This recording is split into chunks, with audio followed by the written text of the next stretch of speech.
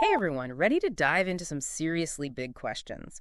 Today we're going deep, and I mean deep, into the nature of time itself. Not just the kind of time you see on a clock, right? Exactly. We're talking about what time actually is, the very essence of it. Now that's a head scratcher for sure. And our guide for this deep dive is Dr. T.P. Lilev and his paper, The Universe, Time, Eternity, and Infinity. Definitely a title that makes you want to buckle up. Right. You know it's going to be a wild ride. Lilev throws out this really interesting concept right off the bat, something he calls the functional time concept. Basically, he's saying that time isn't this separate, independent thing. Like a river flowing on its own, you mean? Yes. It's more like time is a byproduct, a consequence of the changes happening around us and within us. Okay, I think I'm following so far. Give me an example. All right, picture an ice cube melting. The ice cube itself, by going through that process of melting, is kind of creating its own timeline. It's not that some universal time is flowing around the ice cube. It's that the ice cube's own transformation is time. Okay, I see what you mean. That's a really interesting way to think about it. And what makes Lilev's idea so radical is that he applies it to everything in existence. Every object, from the smallest atom to the entire universe, has its own unique time, directly related to its own process of change. So if we're all basically on our own little timelines, what happens to the idea of a universal clock? You know, that one clock that's supposed to keep everything in sync. That's where things get really interesting. Lilev would probably say there is no universal clock. He uses this idea to tackle another really big, really old concept, eternity. Which for most of us means time just going on forever, right? Right, like a line that never ends. But if time is created by changes within things and everything we know of is finite, well, that kind of throws a wrench into things. I mean, things don't last forever, do they? Exactly. Lilev uses the example of medication. You know, a bottle of pills eventually expires, right? It ceases to be effective medicine. Lilev would say that its time, in a sense, has ended. And if a bottle of pills can have an end to its time, why not everything else? That makes sense. So then how does Lilev define eternity? If it's not about time just stretching on infinitely, what is it? He suggests a really fascinating idea. That eternity is actually about the unchanging aspects of reality, the things that remain constant even when everything else is in flux. Because think about it, matter is constantly changing forms, right? Yeah, stars explode, new planets are born. Exactly. Even our own bodies are always changing.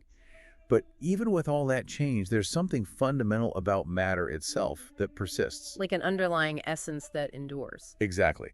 And that's where Lilev finds eternity.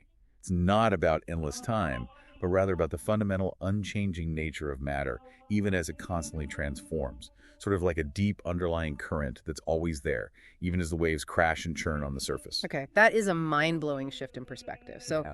we've gone from time as a personal experience to eternity being tied to the unchanging essence of matter. It really makes you rethink these concepts we usually take for granted, right? It really does. But if everything has its own time, and eternity isn't about a clock that never stops, what does that mean for the universe as a whole? Does it have a beginning, an end? Hold on to your hats, folks, because things are about to get even wilder as we keep exploring Dr. Lilev's theories. Okay, so we've absorbed this wild idea that time itself is generated by change, unique to every single thing in the universe, and eternity. Not an endless calendar, but the constant hum beneath the surface. But where does this leave the universe as a whole? Does it have a start and finish line in Lilev's view? Well, Lilev lays out this really interesting concept in his paper, something he called the law of the universe functioning.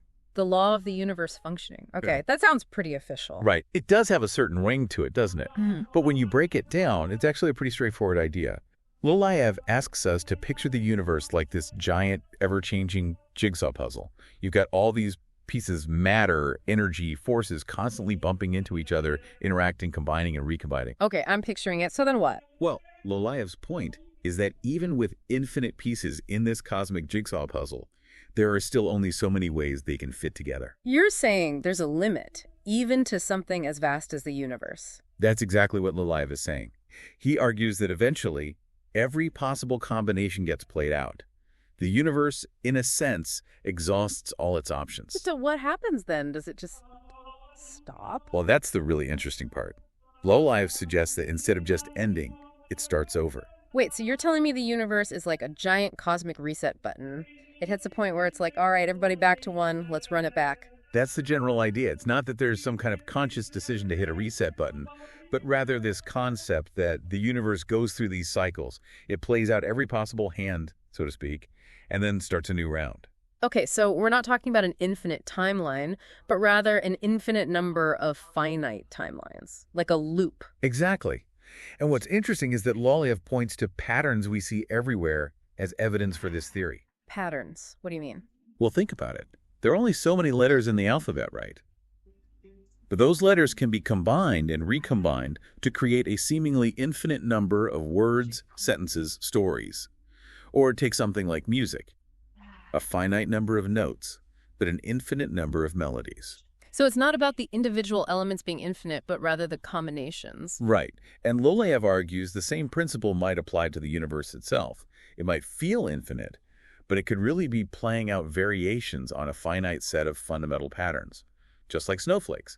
They're all unique, but they're all based on the same limited ways that water molecules can bond together. So instead of time being this straight line that stretches on forever, it's more like a spiral or a circle. Exactly. It's not an endless timeline, but rather an endless repetition of finite possibilities. Okay, that is a pretty mind-blowing way to look at it. But if the universe really does function this way, if it's constantly resetting and replaying itself, what does that mean for our understanding of things like time travel? Is it even possible to move around on this cosmic loop, or are we essentially stuck in our assigned spot on the timeline? Those are some seriously big questions and ones that we're definitely going to keep unpacking as we get deeper into Loliev's theories. All right, we've been on this wild ride through Loliev's model of the universe, where time is personal, eternity is a constant hum, and the universe itself is hitting the replay button over and over. But what about the mother of all beginnings, the Big Bang? How does that fit into a universe that's basically on a loop? Well, you see, that's what's so fascinating about Loliev's theory. It doesn't just shy away from the big questions. It kind of turns them on their head. If we're talking about a universe that essentially reboots itself after every possible scenario plays out, then maybe the Big Bang.